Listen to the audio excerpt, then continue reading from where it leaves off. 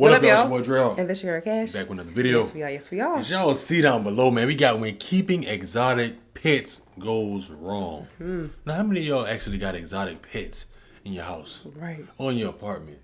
And nobody don't know.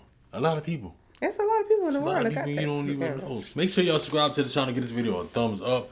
Link to the original video will be linked down below in the description. So let's go ahead and get into it. Let's go. Number 10. Unnamed Czech filmmaker. In 2014, the member of a film crew was attacked by a pet lion in the Czech Republic while shooting a documentary at the owner's home. 53-year-old SS Basista was living with two adult lions, Alex and Majanka, which he'd raised since they were cubs. Basista received constant complaints from his neighbors, who described the felines as killers. Nevertheless, he and his family maintained they weren't aggressive. Alex and Majanka were allowed to roam freely around the house, and Basista would often join them in their rough and tumble antics. As the production crew arrived at their home in Stupava, Majanka was wandering around the living room. Suddenly, she pounced on the back of a filmmaker and sank her claws into his flesh. The owners were on standby and, after a brief struggle, managed to wrestle her away. The filmmaker sustained minor flesh wounds, even though it would have taken mere seconds for Majanka to inflict critical injuries. Basista insisted that she was only playing. What? Number 9. Austin Hatfield. Playing. The wrong type playing right there. Florida teenager Austin Hatfield found a cottonmouth near his Wimorma home in 2014 and decided that it would be his new pet. Oh no. Even though the snake possessed a deadly venomous bite, 18-year-old Hatfield kept it in a pillowcase in his room. According to his best friend. He kept it in a pillowcase, man. A cottonmouth. A cottonmouth. In your pillowcase? He probably about to get what he deserved, man. Yeah, look.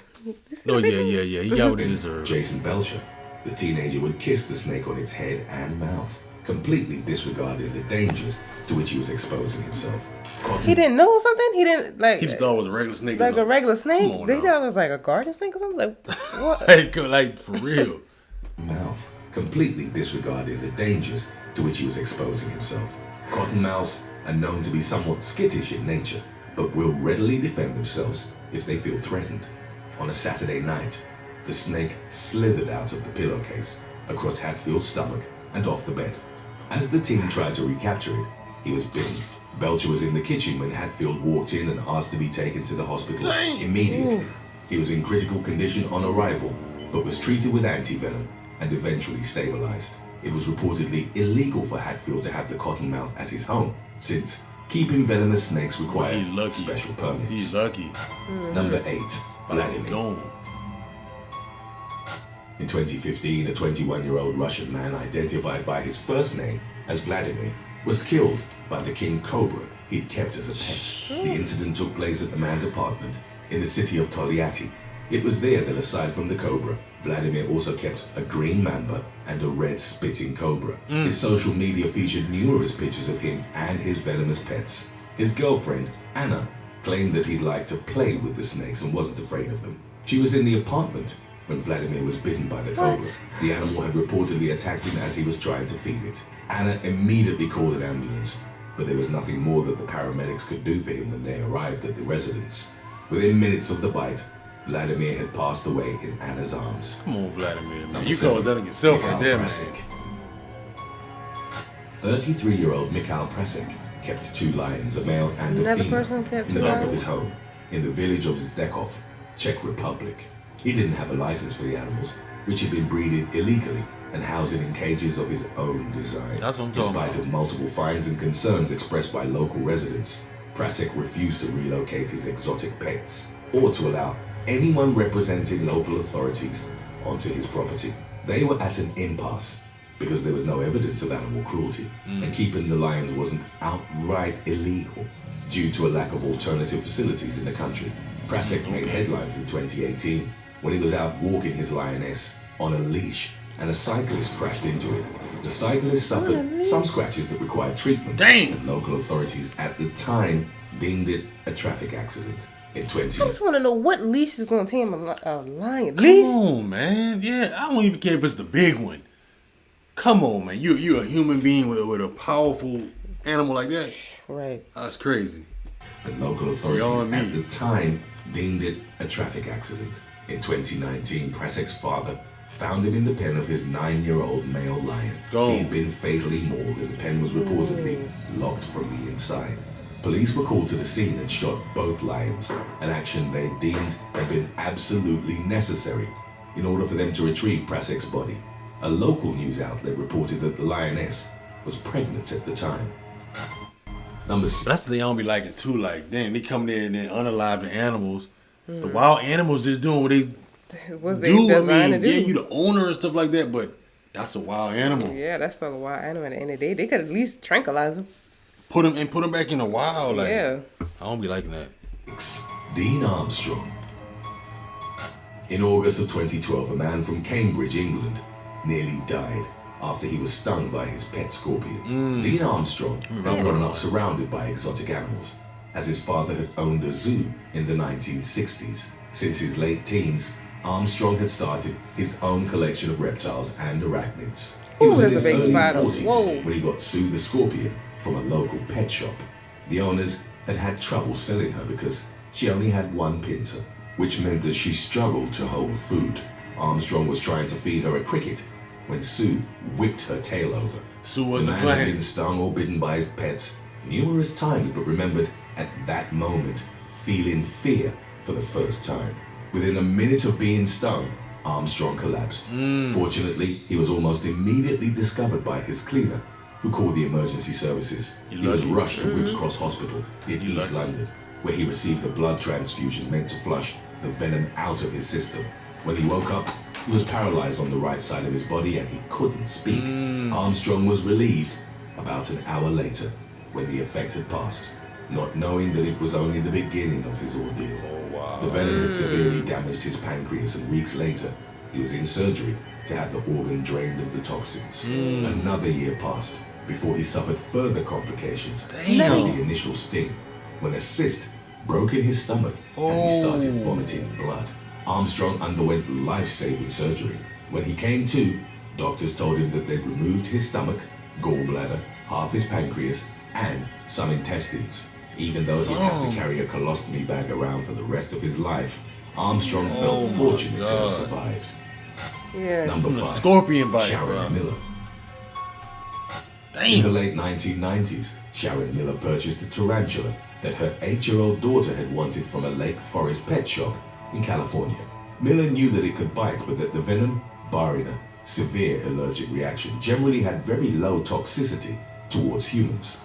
However, she was completely unaware of a second and arguably more effective defensive response. The woman reached into the spider's cage to clean it, but suddenly felt discomfort in her eyes.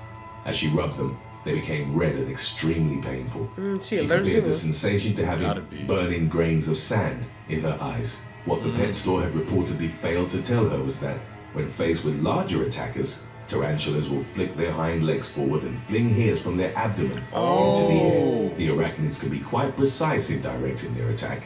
Their hairs aren't soft, but more like minuscule barbs that are meant to affect their target's sight. Miller I was never left knew with that. blurred Me neither. vision after several of the tarantula's hairs got lodged in her right eye. She subsequently sued the pet shop for medical expenses and emotional distress, arguing that they'd failed to How? Because they fail to tell her that they do that they lift it when they lift their legs and they like as launch their hair. I mean, most from their people eyes. don't. Yeah, but most people do their research on that animal or something they get. And you should. Yeah, but then that's their job too to tell them. Yeah, also. you're right. You right about that. Can't leave information That's out true. when you get. That's true. Yeah. That's true. shop for medical expenses and emotional distress, arguing that they'd failed to warn her about the dangers of owning the exotic pet. Number 4, Norman Bowalder. In 2010, Norman Bowalder, chairman of the Canadian Exotic Animal Owners Association, was fatally mauled by a massive tiger he'd kept at his property Oh, them and in them Southport, tigers and stuff. Tigers and Ontario. lions. Nobody witnessed the attack, which claimed 66-year-old Bowalder's life. A family member who'd found his mangled remains was able to lock the 650-pound Siberian male in a separate portion of the cage. When officers arrived at the scene, it was visibly agitated, pacing back and forth in its enclosure. It hadn't been the first attack to occur on Bowalder's property. A few years prior, in 2004, a person from Toronto suffered severe head, and neck injuries after being mauled by one of his tigers. They survived and recovered with treatment. Southwall's deputy mayor told a media outlet that the township had lost the case that would have forced Bewilder to get rid of his exotic pets. In a dark, ironic twist, one of the animals that he'd fought so hard to keep ultimately ended his life. The fate of the tiger remains unclear. Number 3, Daniel Brandon. On August the 25th of 2017, Englishman Daniel Brandon was killed by his pet African rock python at his family's home near Basingstoke in North Hampshire. The 31-year-old had owned the 8-foot serpent, named Tiny, since she was small enough to fit in his hand. In the wild, an African rock python will use its formidable strength to constrict antelopes, monkeys, and even small crocodiles, which it then devours whole. Brandon kept several other snakes and was never scared of Tiny, according to his mother. However, she reported that the snake would sometimes lash out at her when she entered the room. On the night of Brandon's death, the woman remembered a thud coming from his room, but thought that he'd knocked something over or dropped a piece of fitness equipment. She later found him unresponsive and Tiny, coiled under a cabinet. A coroner ruled without doubt that Brandon had died from asphyxia. I was thinking about getting a python. You remember that reason? I don't think I want one no more. Was that a python? I think it was a python. It's a pet animal lover Dan. Oh, yeah. Brandon was killed by the 8-foot pet python. Okay, yeah. God, I don't. Under a cabinet. A coroner ruled without doubt that Brandon had died from asphyxiation following contact with the python. Today's topic was requested by Fawn and In Case of Rain. If you have any other topics you'd like to learn about, subscribe and let us know in the comments section below. Number 2, Soichiro Mori. In 2018, a Japanese man was mauled to death by the Asian black bear he'd been hired to care for. 56-year-old Soichiro Mori had gone to the residence located northeast of Tokyo. It was there that the bear's owner, an unnamed 70-year-old man, was keeping it in an enclosure. Based on the reports of local authorities, he had the necessary permits for the bear, which stood at 4 foot 2 inches and weighed an estimated 110 pounds. Mori, who was the animal's caretaker, had entered the cage, but before long, a neighbor heard him screaming. The neighbor went to the house and found Mori severely mauled in the animal's enclosure. He was taken to the hospital, where he was later pronounced dead. Number 1, Paul and Mandy McDonald. In 2019, an Australian couple was brutally attacked by a deer that kept at their farm in Moihu, northeast Victoria. 47-year-old Paul McDonald was feeding the wapiti, a cross between a red deer and an elk, when it unexpectedly lunged at him. His wife, 45-year-old Mandy, intervened, but sustained devastating injuries to her leg and upper body. Their teenage son witnessed the incident and ran to get help. Police officers arrived at the scene and fatally shot the deer.